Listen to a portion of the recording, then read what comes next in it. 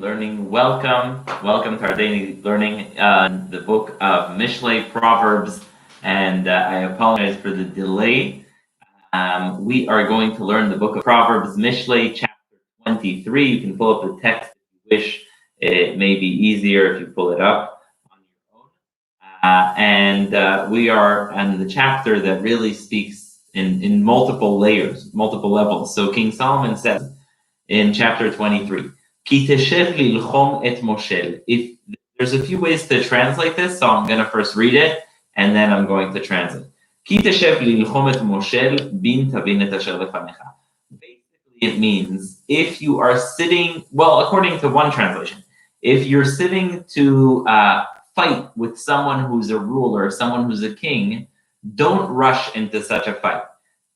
Understand what's in front of you. Don't just jump into a fight with someone.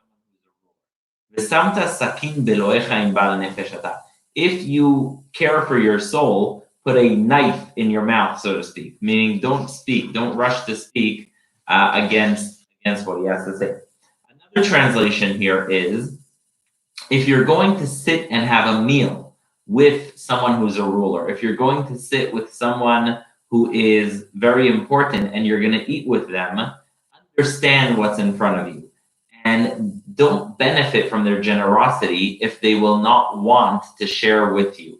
If the person doesn't want to share with you, don't take from their food. If someone's offering you a gift, but they're really not generous, they're really going to actually be angry at you and hold it against you, then don't take from their food. Don't benefit from the graciousness of a stingy person, because they're just going to come back at you. If you love yourself, just close your mouth and don't take from him. Do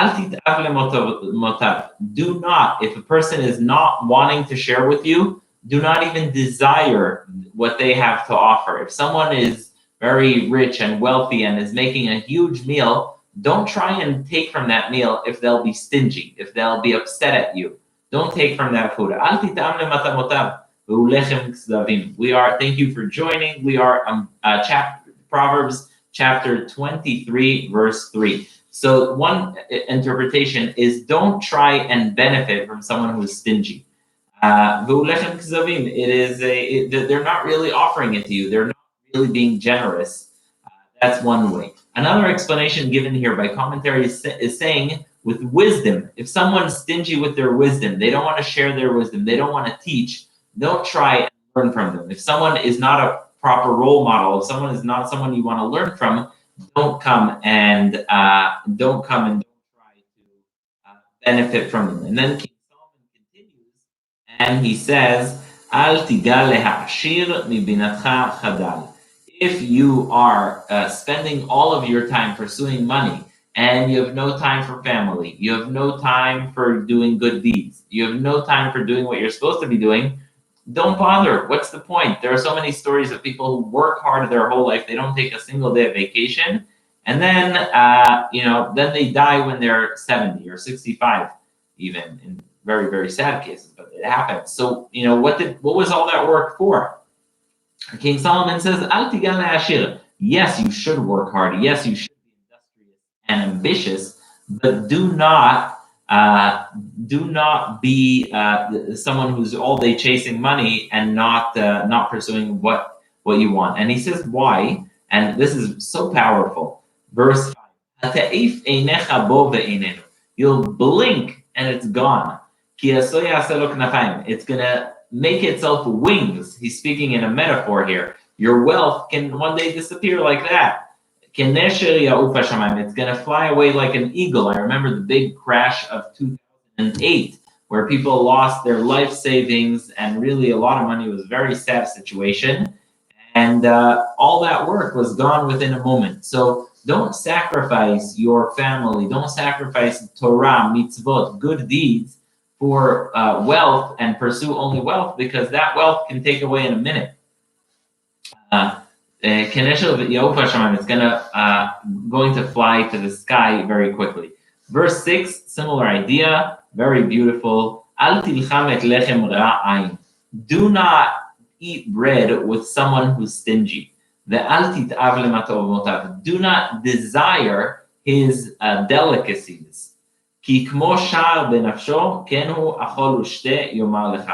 A person is going to tell you, just like he'll say, like, oh, of course you should come, of course you should eat, of course you should drink, but it's not reality. It's like an imagination. He's telling you, come have some of my food, when that person doesn't really want to give you. There's actually a very important law in Judaism. It's called סעודה שאינה מספקת לבעליה. If someone has a little amount of food, not enough for his own family, and they offer you to eat with them, you're not allowed to eat with them because you'll be taking bread out of their mouths. So always make sure when you're eating with someone, A, that they have plenty, and B, that they're giving it to you with a good heart, with generosity. We saw before already King Solomon speak about the importance of generosity. So he's going to tell you to eat and drink v'libo balimach. His heart is not with you. He really is offering you, but his heart is not with you. Next is, he says, pitcha achalta tekiyena. It's a pretty graphic description, but he's saying if you ate with him, you're going to end up throwing it up. V'shichata dvarecha nemim, and you will destroy your pleasant words. It's funny. There was a very, very wealthy man who was an Orthodox Jew from Germany. And he lived in Long Island, and he was very scholarly and knowledgeable, but he was very orthodox. And he one day was looking for a manuscript, and he heard that the place to find that manuscript was in Hebrew Union College, which is the bastion of Reform Judaism. So he used their library, he made photocopies, he looked at it, and at the end he said, "Can I pay you? Because I made photocopies, I looked at your books." They said, "No, you don't need to pay anything." A few months later, they come to him and they say, we want your donation. So, obviously, when they were letting him use their facilities for free, that was in an anticipation of a donation. So King Solomon says, if you take something from someone, make sure you won't regret it later on, because otherwise, it could be very disappointing. Next is a rule that we unfortunately all ignore too often. Be'oznei ksil al tedaber. Do not speak your words in the ears of a fool, ki yavuz lesechel milecha, because that person will despise your intelligence. So if you see someone that's very fixed in their way, doesn't want to hear, doesn't want to listen, and is not interested, don't try and exhaust yourself by speaking to them. You're only going to earn their contempt. Next, al taseg gvul olam. Do not undo the boundaries of the world. Meaning, if there's something that's a tradition that's been established, that's respected, don't start shaking it. If you shake it, you don't know what's going to be next. If there's something that's deserving for the orphans, for the poor, don't get close to it. It's for them. If there's something that's put out and it's for poor people, meant to benefit people who need it most, orphans, widows, etc., don't touch it.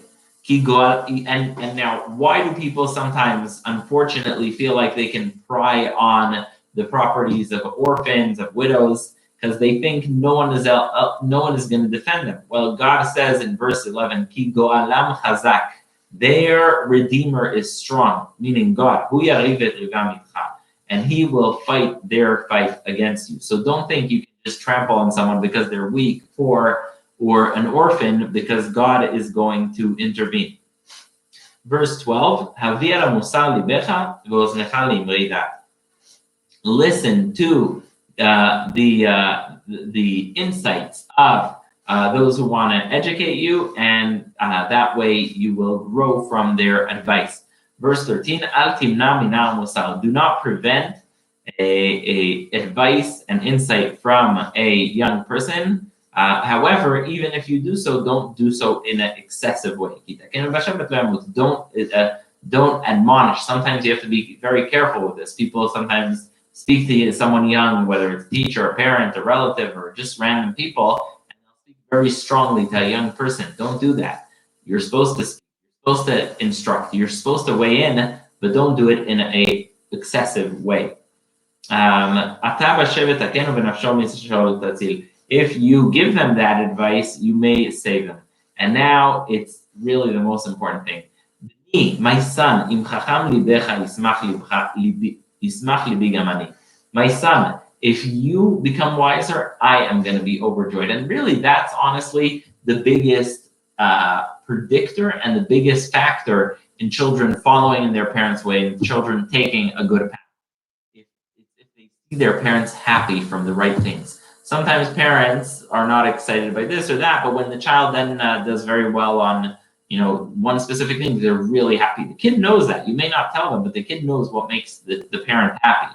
And so the smartest thing is to do what King Solomon says, which is, if you, my son, if you become smarter, I am overjoyed. If a kid sees what makes the parent happy, what makes the parent overjoyed, that is when the kid is really going to follow in those footsteps.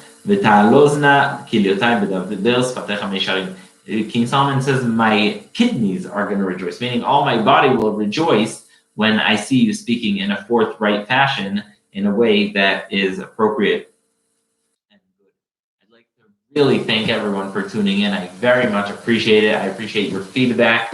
I appreciate you tuning in. May it be a good day, a happy day for everyone. Thank you so much. Comments always welcome. And thank you so much. It should be, Bezrat Hashem, a very, very good day for everyone. Leitraot.